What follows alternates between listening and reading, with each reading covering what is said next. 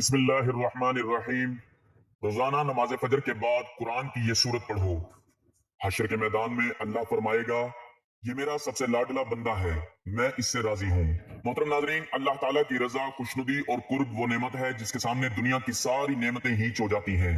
اللہ تعالیٰ اگر کسی سے راضی ہو جائے تو اسے دنیا و آخرت کی تمام کامیابیاں عطا فرما دیتا ہے۔ دنیا میں بے سکونی، بے برکتی، ذہنی پریشانی، رزق کی تنگی، رشتوں میں دوری، دل کی اداسی، جسم کی بیماری اور معاشرتی بدحالی کی سب سے بڑی وجہ اللہ کی ناراضگی ہے۔ لیکن جب بندہ اللہ کی طرف رجوع کرتا ہے، اس کے کلام کو اپناتا ہے، تو اللہ تعالیٰ اسے اپنا محبوب، اپنا لاڈلا اور اپنا مقرب بندہ بنا لیتا ہے۔ ایسے ہی ایک خاص بندے کا ذکر حشر کے میدان میں ہوگا، جب اللہ تعالیٰ اعلان فرمائے گا، یہ میرا لاڈلا بندہ ہے، میں اس سے راضی ہوں۔ اور وہ بندہ کون ہوگا؟ وہ شخص جو نماز فجر کے بعد قرآن کی ایک مخصوص سورت کو محبت، یقین اور خشوع کے ساتھ تلاوت کرتا رہا۔ ناظرین، وہ انسان سب سے بڑا خوش نصیب ہے جسے اس دنیا میں مال و دولت مل جائے اور وہ اربوں خربوں اور بے شمار زمین و جائیداد کا مالک ہو۔ ہماری اور آپ کی نظروں میں ایسا خوش نصیب ہو سکتا ہے، مگر در حقیقت ایسا انسان خوش نصیب نہیں ہے، بلکہ خوش نصیب انسان تو وہ ہے جسے اللہ رب العزت کی محبت مل جائے۔ یہ دنیا اور دنیا کی مال و دولت تو اللہ اسے بھی دے دیتا ہے جس سے نفرت کرتا ہے، مگر اللہ رب العزت اپنی محبت سے ہر کسی کو نہیں نوازتا۔ جس انسان کو بھی اللہ کی محبت حاصل ہوگی، سمجھو اسے ساری کائنات محبت کرنے لگے گی۔ فرشتے بھی ایسے انسان سے محبت کرنے لگ جاتے ہیں، جیسا کہ سیدنا ابو ہریرہ رضی اللہ تعالیٰ عنہ بیان کرتے ہیں کہ آپ صلی اللہ علیہ وآلہ وسلم نے فرمایا کہ جب اللہ تعالیٰ کسی بندے سے محبت کرنے لگتا ہے تو اللہ جبرائیل علیہ السلام کو کہتا ہے کہ جبرائیل، میں فلاں بندے سے محبت کرتا ہوں، تو بھی اس سے محبت کر۔ بس جبرائیل امین بھی اس سے محبت کرنی شروع کر دیتے ہیں۔ پھر جبرائیل امین آسمان میں یہ اعلان کرتے ہیں کہ اے فرشتوں کی جماعت، اللہ تعالیٰ فلاں بندے سے محبت کرتے ہیں، تم بھی اس سے محبت کرنے لگو۔ بس تمام آسمان والے بھی اس سے محبت کرنے لگ جاتے ہیں۔ پھر تو زمین میں بھی اس کی مقبولیت اور پذیرائی کو رکھ دی جاتی ہے، اور اس طرح سے اہل زمین بھی اس سے محبت کرنے لگ جاتے ہیں۔ تو ناظرین، وہ سورت کون سی ہے اور اس سورت کو نماز فجر کے بعد پڑھنے سے کیسے اللہ تعالیٰ کی رضامندی حاصل ہوتی ہے، اس کے بارے میں جاننے کے لیے گزارش ہے کہ ویڈیو کو آخر تک لازمی دیکھیے گا، تاکہ آپ کو اس سورت کی اہمیت و فضیلت کے ساتھ ساتھ اللہ تعالیٰ کی رضا حاصل کرنے کا اندازہ بھی ہو جائے کہ سورت کی تلاوت کرنے سے اللہ تعالیٰ کیسے راضی ہوتا ہے، اور حشر کے میدان میں اللہ تعالیٰ فرمائے گا کہ یہ میرا پسندیدہ بندہ ہے اور میں اس سے راضی ہوں۔ ناظرین، نماز فجر دن کا آغاز، روشنی کی پہلی کرن، اللہ تعالیٰ کے محبوب ترین لمحات کا آغاز ہے۔ فجر کے وقت کی عبادت، ذکر، قرآن کی تلاوت اور وظائف کا وہ خاص وقت ہے جس میں کی گئی عبادت ساری زندگی کے رخ بدل دیتی ہے۔ فجر کا وقت وہ وقت ہے جب فرشتے زمین پر حاضر ہوتے ہیں، جب رزق کے دروازے کھلتے ہیں، جب دعائیں رد نہیں کی جاتی، جب غیب کے خزانوں کا نزول ہوتا ہے، اور جب اللہ تعالیٰ بندوں کو خاص طور پر پکار کر فرماتا ہے، هل من سائل فأعطيه هل من داع فاستجب له، کیا کوئی مانگنے والا ہے جس کو میں عطا کروں، کیا کوئی دعا کرنے والا ہے جس کی دعا قبول کروں۔ ایسے وقت میں جو شخص قرآن پڑھتا ہے، خاص کر ایک عظیم سورت، تو گویا وہ اللہ کے پیغام کو صبح کے وقت خود پر اتارتا ہے، اپنے دل کو نور سے بھر دیتا ہے اور سارا دن اس نور کے ساتھ میں رہتا ہے۔ قرآن کریم سورت بنی اسرائیل آیت 78، اقم الصلاۃ لدلوک الشمس الی غسق اللیل وقرآن الفجر ان قرآن الفجر کان مشہودا۔ فجر کے وقت قرآن کی تلاوت ضرور کرو، بے شک فجر کے وقت کی قرآن کی تلاوت فرشتوں کے سامنے پیش ہوتی ہے۔ اسی طرح سورت النور آیت 36-37، رجال لا تلہیہم تجارت ولا بیع عن ذکر اللہ، وہ مرد جنہیں کاروبار اور تجارت اللہ کے ذکر، نماز اور زکوٰۃ سے غافل نہیں کرتی، وہ فجر کے وقت ہی اللہ کی یاد میں ہوتے ہیں۔ حدیث نبویہ کے حوالے سے صحیح بخاری حدیث 647، جس نے نماز فجر ادا کی وہ اللہ کی حفاظت میں ہے۔ صحیح مسلم کی ایک اور حدیث میں ہے، بارک امتی فی بقورہا، میرے امتیوں کے لیے اللہ نے صبح کے وقت میں برکت رکھی ہے۔ اسی طرح سنن ترمذی حدیث 586، رکعت الفجر خیر من الدنیا وما فیہا، نماز فجر کی 2 رکعات سنتیں دنیا و مافیہ سے بہتر ہیں۔ حضرت عمر بن خطاب رضی اللہ تعالیٰ عنہ فرمایا کرتے تھے، جس نے فجر کی نماز باجماعت ادا کر لی وہ سارا دن اللہ کی پناہ میں آ گیا۔ حضرت امام غزالی رحمۃ اللہ علیہ فرماتے ہیں، فجر کے وقت دل سب سے زیادہ بیدار اور صاف ہوتا ہے، یہی وقت ہے جب دل میں قرآن کا نور اترتا ہے۔ اللہ تعالیٰ قرآن پاک میں ارشاد فرماتا ہے، حضرت ابو ہریرہ رضی اللہ تعالیٰ عنہ سے مروی ہے، رسول اللہ صلی اللہ علیہ وآلہ وسلم نے فرمایا، اللہ تعالیٰ فرماتا ہے، میں اپنے بندے کے گمان کے ساتھ ہوں، اور جب وہ میرا ذکر کرتا ہے تو میں اس کے ساتھ ہوتا ہوں، اگر وہ مجھے اپنے دل میں یاد کرتا ہے تو میں بھی اسے اپنے دل میں یاد کرتا ہوں، اور اگر وہ مجھے لوگوں کے مجمع میں یاد کرتا ہے तो मैं भी उसे ऐसे मजमा में याद करता हूं जो उससे बेहतर है।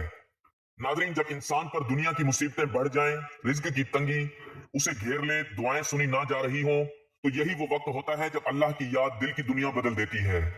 ये अमल वो कुंजियां हैं जो गैब के खजानों के ताले खोल देती हैं। अल्लाह ताला कुरान पाक में इरशाद फरमाता है, सूरत ताहा आयत नंबर 14 सफा नंबर 312 में, हजरत अबू हुरैरा रजी अल्लाह तआला अन्हु से मरवी है कि नबी पाक साहिब सल्लल्लाहु अलैहि वसल्लम ने फरमाया, जो बंदा रोजाना नमाज फजर के बाद इस सूरत की तिलावत करता है तो अल्लाह ताला मैदान हशर में फरमाएगा, ये मेरा लाडला बंदा है, मैं इससे राजी हूँ। नाजरीन, जब किसी कौम की सरकशी हद से गुजर जाती है, जब वो नबियों की तंबीहात को झुटलाने लगती है और जब वो इस गलती में मुब्तला हो जाती है कि ताकत, दौलत और दुनियावी शान शौकत उसे हमेशा बचा लेगी, तो तब अल्लाह का कानून हरकत में आता है। तब अल्लाह की पकड़ आती है जो ऐसी शदीद और गैर मुतवक्के होती है कि वो पूरी नस्ल को इबरत का निशान बना देती है। अल्लाह ताला कुरान पाक में इरशाद फरमाता है, हमने हर कौम को उनके अपने गुनाहों की वजह से पकड़ा। कोई था जिस पर हमने पत्थरों की बारिश बरसाई, किसी को हमने एक जोरदार चीख से हिलाया, किसी को हमने जमीन में धंसा दिया और किसी को हमने गर्क कर दिया। ये सब कुछ हमने उस वक्त किया जब वो अपनी सरकशी में हद से गुजर चुके थे। और याद रखो, अल्लाह उन पर जुल्म नहीं करता, वो तो खुद अपनी जानों पर जुल्म कर रहे थे। इस आयत करीमा में अल्लाह पाक ने हमें एक ऐसा कलमा दे दिया है जिससे तमाम गुज़िश्ता अक़वाम की तबाही को समझा जा सकता है। उनके जराइम मुख्तलिफ थे लेकिन जड़ एक ही थी, गुनाह, नाफरमानी और अल्लाह के जिक्र का इनकार। जो जमीन में बिगाड़ पैदा करता है वो आखिरकार खुद उसी बिगाड़ में फना हो जाता है। उन कौमों का अंजाम यह है कि उनके महलात आज खंडर बन चुके हैं और उनके नाम इबरत की मिसाल बन चुके हैं। इसी तरह अल्लाह ताला कुरान पाक में इरशाद फरमाता है सूरत फुरकान आयत नंबर 37 में, और नूह अलैहिस्सलाम की कौम का हाल भी हमारे सामने है, जब उन्होंने मुसलसल 950 साल तक अल्लाह पाक के पैगंबर को झुटलाया, मजाक उड़ाया और अपनी जिद पर डटे रहे, तो हमने उन्हें पानी के तूफान में गर्क कर दिया। उनकी कश्तियां, उनकी इमारतें, उनके मंसूबे सब कुछ पानी में बह गया। हमने उन्हें इसलिए हलाक किया ताकि आने वाले लोगों के लिए वो एक निशानी बन जाएं। ये निशानी महज एक तारीखी वाकया नहीं बल्कि एक मुसलसल इंतबाह है। जो अल्लाह के रसूल की बात नहीं मानता, जो अल्लाह के पैगाम से मुंह मोड़ता है, वो कितना ही ताकतवर हो, एक ही लम्हे में सफाई हस्ती से मिट जाता है। हमने जालिमों के लिए एक दर्दनाक अंजाम तैयार कर रखा है। इस आयत करीमा में निशानी का लफ्ज बहुत अहम है, यानी तबाहशुदा कौमें ना सिर्फ माजी की दास्तानें हैं बल्कि हाल के इंसान के लिए एक खुला पैगाम है कि राह खुदा से हटने का नतीजा यही है। मजीद अल्लाह ताला कुरान पाक में इरशाद फरमाता है सूरत तौबा आयत नंबर 70 में, क्या उन लोगों ने इस जमीन में चल फिरकर उन कौम की हालत नहीं देखी जो उनसे पहले थी? कौम लूत, कौम आद, कौम समूद, कौम इब्राहिम की कौम मदीन वाले और वो बस्तियां जो उलट दी गईं, सब की सब जब अल्लाह ताला के रसूलों को जुटलाने पर आई तो तबाह कर दी गईं। उन सब के पास उनके नबी वाज़े निशानियां लेकर आए थे, दलाइल दिए, मौजिज़ात दिखाए, सब्र से काम लिया, मगर जब कौम ने हठधर्मी से इनकार किया तो अल्लाह ताला ने उन्हें फना कर दिया। अल्लाह उन पर कोई जुल्म ना करता था बल्कि वो खुद अपनी जानों पर जुल्म करते थे। जुल्म का मतलब यहाँ किसी पर ज्यादती करना नहीं बल्कि अल्लाह पाक की नाफरमानी करना, अपनी आखिरत को बर्बाद करना और सच्चाई को ठुकरा देना भी सबसे बड़ा जुल्म है। ये आयत करीमा हमें ये समझा रही है कि उन कौमों की कहानियां सिर्फ इबरत के लिए नहीं बल्कि फैसला कुन के तौर पर कुरान मजीद में जगह पाती हैं। कौम आद की ताकत और उसका गरूर उस वक्त तक बाकी रहा जब तक हजरत हूद अलैहिस्सलाम उनके दरमियान तबलीग करते रहे। वो सतूनों वाले आली शान महल में रहते थे, तेज रफ्तार घोड़ों की फौज रखते थे और अपने आप को नाकाबिले शिकस्त समझते थे। लेकिन जब उन्होंने अपने नबी का मजाक उड़ाया और हक को जुटलाया तो अल्लाह पाक ने उन पर एक जोरदार और मुसलसल आंधी भेजी जो 7 रातें और 8 दिन मुसलसल उन पर चलती रही।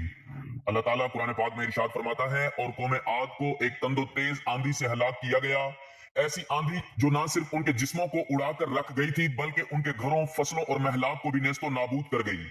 वो ऐसे गिर पड़े थे जैसे खजूर के सूखे हुए खोखले तने जमीन पर बिखरे पड़े हों। क्या तुम आज उनमें से किसी को बाकी देखते हो? ये सवाल बजाते खुद एक ताना है उस कौम पर जो समझती थी कि वो हमेशा बाकी रहेगी।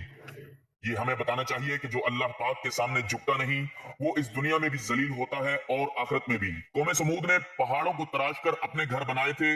उनके पास इंजीनियरिंग की वो सलाहियत थी जिस पर वो फख्र करते थे। हजरत सालेह अलैहिस्सलाम को अल्लाह ताला ने उनकी हिदायत के लिए भेजा, लेकिन जब उन्होंने अल्लाह पाक की निशानी ऊंटनी को कत्ल कर दिया तो अल्लाह पाक ने उन पर एक हौलनाक चीज नाजिल की। अल्लाह ताला कुरान मजीद में फरमाता है, कौम समूद ने अपनी सरकशी के बाइस अपने नबी को जुटलाया। जब उनका सबसे बदबख्त और सरकश शख्स आगे बढ़ा और अल्लाह की ऊंटनी को कत्ल कर दिया تو اللہ کا غضب ان پر نازل ہوا اور اس نے ان کو ہلاک کر کے رکھ دیا۔ یہاں یہ بات قابل غور ہے کہ پوری قوم کو ایک فرد کے جرم پر ہلاک کیا گیا، کیونکہ باقی لوگ خاموش تماشائی تھے یا دل میں راضی تھے یا زبان سے روکا نہ۔ یہ اس امت کے لیے ایک عظیم تنبیہ ہے کہ اگر برائی دیکھ کر تم خاموش رہے تو پکڑ صرف ہجوم پر نہیں بلکہ ساری قوم پر ہو سکتی ہے۔ قوم لوط کی ہلاکت کا سبب محض بدعملی نہیں بلکہ فطرت سے انحراف تھا کہ بدفعلی نے انسانی معاشرے کی بنیادوں کو ہلا کر رکھ دیا تھا۔ حضرت لوط علیہ السلام نے ان کو بار بار سمجھایا مگر وہ باز نہ آئے۔ نتیجہ یہ ہوا کہ آسمان سے پتھروں کی بارش ہوئی اور ان کی بستیوں کو الٹ دیا گیا۔ اللہ تعالیٰ قرآن مجید میں ارشاد فرماتا ہے، پھر ایک زوردار چیخ نے انہیں اس وقت آ لیا جب وہ سورج نکلنے کے قریب تھے، اور ہم نے ان کے شہر کو الٹ دیا، یعنی اوپر کو نیچے کر دیا، اور ان پر پتھروں کی بارش برسائی جو خاص طور پر نشاندہی والے تھے۔ یہ سزا محض ایک گروہ کے لیے نہیں بلکہ ہر اس قوم کے لیے تنبیہ ہے جو اللہ پاک کے احکامات سے انحراف کرے۔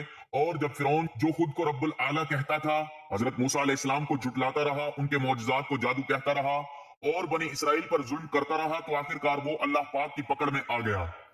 اللہ تعالیٰ قرآن مجید میں ارشاد فرماتا ہے سورۃ یونس آیت نمبر 90-92 میں، جب فرعون غرق ہونے لگا تو اس وقت کہنے لگا، میں ایمان لاتا ہوں اس خدا پر جس پر بنی اسرائیل ایمان لائے ہیں۔ لیکن جواب یہ آیا، اب ایمان لاتا ہے حالانکہ اس سے پہلے تو نافرمان تھا اور فساد کرنے والوں میں سے تھا۔ اور ہم نے اس کا جسم آج کے دن کے لیے محفوظ رکھا تاکہ وہ آنے والوں کے لیے ایک نشانی بنے، اور حقیقت یہ کہ بہت سے لوگ ہماری نشانیوں سے غافل ہیں۔ اس آیت پاک میں اللہ تعالیٰ کا عدل اور قدرت نمائندہ ہے جو نہ صرف مجرم کو اس کے انجام تک پہنچاتا ہے بلکہ اس کا جسم بھی باقی رہتا ہے تاکہ ہر آنکھ عبرت حاصل کرے۔ تو ناظرین محترم، وقت کی نزاکت کو مد نظر رکھتے ہوئے چلتے ہیں عمل کی جانب، اور آپ کو بتاتے ہیں کہ وہ کون سی صورت ہے کہ جس کو آپ نے نماز فجر کے بعد پڑھنا ہے، کہ جس کے پڑھنے سے اللہ تعالیٰ میدان حشر میں فرمائے گا کہ یہ میرا لاڈلا بندہ ہے، میں اس سے راضی ہوں۔ ناظرین، یہ صورت جس کا وظیفہ ہم آپ کو بتانے جا رہے ہیں وہ ایسی صورت ہے جو خود نبی کریم صلی اللہ علیہ وآلہ وسلم کی زبان مبارک سے بار بار بیان ہوئی، اور اولیاء کرام اور صحابہ کرام رضوان اللہ علیہم اجمعین بھی اس صورت کی بہت زیادہ تلاوت کیا کرتے تھے۔ تو ناظرین، یہ سورت الضحیٰ ہے، سورت نمبر 93 ہے، جس کی آیت 1-2 اللہ تعالیٰ نے دن کے وقت الضحیٰ اور رات کے وقت کی قسم کھا کر نبی کریم صلی اللہ علیہ وآلہ وسلم کو تسلی دی۔ الضحیٰ یعنی سورج کے طلوع ہونے کے بعد کا وقت جو زندگی کی روشنی کی علامت ہے، جبکہ اللیل اذا سجا رات کا سناٹا جو سکون، خاموشی اور غور و فکر کا وقت ہے۔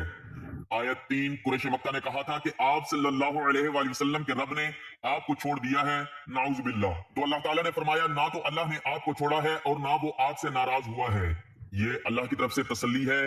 آیت 4-5 یہاں اللہ تعالیٰ نے وعدہ فرمایا کہ آخرت کی نعمتیں دنیا سے کہیں بہتر ہیں، اور آپ صلی اللہ علیہ وآلہ وسلم کو اتنا کچھ عطا کیا جائے گا کہ آپ خوش ہو جائیں گے۔ اس کا مصداق آپ کی امت کی شفاعت بھی ہے۔ آیت 6-8 اللہ نے رسول اللہ صلی اللہ علیہ وآلہ وسلم کے بچپن اور جوانی کی حالت کا ذکر کیا کہ یتیم تھے، اللہ نے پناہ دی، علم و وحی سے نا آشنا تھے، اللہ نے ہدایت دی، تنگ دست تھے، اللہ نے مالدار کر دیا۔ آیت 9-11 اس کے بعد ہدایت دی گئی، یتیم سے سختی نہ کرو، سوالی کو جھڑکو مت، اور اللہ کی نعمتوں کا ذکر کرو، یعنی شکر ادا کرو اور نعمتوں کی قدر کرو۔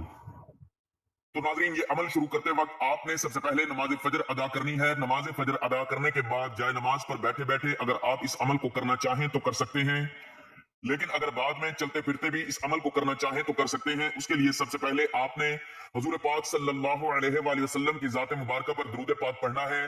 درود پاک آپ کوئی سا بھی پڑھ سکتے ہیں۔ ایک بار ثواب کی نیت سے میرے ساتھ بھی درود پاک پڑھ لیں۔ اللہم صلی علی محمد وعلی آل محمد کما صلیت علی ابراہیم وعلی آل ابراہیم انک حمید مجید۔ اللہم بارک علی محمد وعلی آل محمد کما بارکت علی ابراہیم وعلی آل ابراہیم انک حمید مجید۔ درود پاک پڑھنے کے بعد آپ نے 11 مرتبہ سورۃ الضحیٰ پڑھنی ہے۔ ایک مرتبہ تلاوت سماعت فرما لیں۔ بسم اللہ الرحمن الرحیم، والضحیٰ واللیل اذا سجا ما ودعک ربک وما قلی وللآخرۃ خیر لک من الاولی ولسوف یعطیک ربک فترضی الم یجدک یتیما فآوی ووجدک ضالا فہدی ووجدک عائلا فأغنی فأما اليتيم فلا تقهر وأما السائل فلا تنحر وأما بنعمة ربك فحدث۔ ترجمہ، اللہ کے نام سے جو نہایت مہربان رحم والا ہے۔ قسم ہے چاشت کے وقت کی اور رات کی جب وہ چھا جائیں، اے محبوب صلی اللہ علیہ وآلہ وسلم، آپ کے رب نے نہ آپ کو چھوڑا ہے نہ ناراض ہوا ہے، और यकीनन आपके लिए आखिरत बेहतर है दुनिया से, और अनकरीब आपका रब आपको इतना देगा कि आप राजी हो जाएंगे। क्या उसने आपको यतीम नहीं पाया, फिर उसने आपको पनाह दी और आपको रास्ते से नावाकिफ पाया तो सही राह दिखाई, और आपको तंगदस्त पाया तो गनी कर दिया। बस तुम भी यतीम पर सख्ती ना करो और मांगने वाले को ना झिड़को, और अपने रब की नेमत का खूब चर्चा करो। 11 मरतबा ये सूरत मुबारका पढ़ने के बाद आपने 33 मरतबा ला इलाहा इल्लल्लाहु वल्लाहु अकबर वलिल्लाहिल हम्द पढ़ना है। उसके बाद एक तस्बीह अस्तगफिरुल्लाह की पढ़नी है, और फिर कुरान पाक की सूरतुल मुमिनून की एक खूबसूरत आयत है, रब्बना आमन्ना फगफिर लना वरहमना व अंता खैरुर राहिमीन। तर्जुमा, ऐ हमारे रब, हम ईमान लाए, बस हमें बख्श दे, हम पर रहम फरमा, और तू सबसे बेहतर रहम करने वाला है। इसको सिर्फ 3 मरतबा पढ़ लेना है। ये दुआ बंदे मोमिन के आजिजाना अंदाज को जाहिर करती है कि वो अपने रब से ईमान के बाद मगफिरत और रहम की इल्तिजा करता है। ये दिल को नरम कर देने वाली दुआ है। खास तौर पर तहज्जुद, सजदे या दुआ के वक्त पढ़ी जाए तो अल्लाह ताला की रहमत जरूर शामिल हाल होती है। आखिर में फिर आपने दुरूद पाक पढ़ना है जो शुरू में पढ़ा था। नाजरीन, ये सूरत सिर्फ नबी करीम सल्लल्लाहु अलैहि वसल्लम की नहीं, हर परेशान दिल की तसल्ली है। ये सूरत हर उस शख्स के लिए उम्मीद का पैगाम है जिसे लगता है कि अंधेरा बढ़ता जा रहा है, लेकिन रब की तरफ से रोशनी आती है, चाश के वक्त की रोशनी की तरह। अगर आपको मायूसी हो, एहसास हो कि अल्लाह नाराज है, रिस्क की तंगी हो, दिल में सुकून ना हो, तो रोजाना नमाज फजर के बाद सूरत दुहा 3 से 11 बार पढ़ें। अल्लाह ताला आपके दिल को तसल्ली देगा और हालात बदल देगा। आपकी हर परेशानी को, हर मुसीबत को दूर फरमा देगा। आपके रिस्क की तंगी, माली परेशानी, तमाम मुसीबतें टल जाएंगी, क्योंकि इस अमल को करने वाले से अल्लाह ताला राजी हो जाता है। और मैदान हशर में अल्लाह ताला फरमाएगा, ये मेरा लाडला बंदा है, मैं इससे राजी हूँ। और जिससे अल्लाह ताला राजी हो जाए उसकी दुनिया और आखिरत दोनों संवर जाते हैं। अल्लाह हम तमाम मुसलमान बहन भाइयों पर अपना करम व फजल अता फरमाए। अल्लाह ताला नेकी की बात को सुनने, समझने और उस पर अमल करने की ताकत और तौफीक मरहमत फरमाए। मेरा सुनाना और आपका सुनना अपनी बारगाह में कबूल व मंजूर फरमाए, आमीन या रब्बल आलमीन। नाज़रीन, गुजारिश है कि अल्लाह ताला के 99 नामों में से एक नाम लिखकर कमेंट्स में जरूर शेयर करें। अल्लाह ताला हम सबका हामी और नासिर हो, आमीन, जज़ाकल्लाह।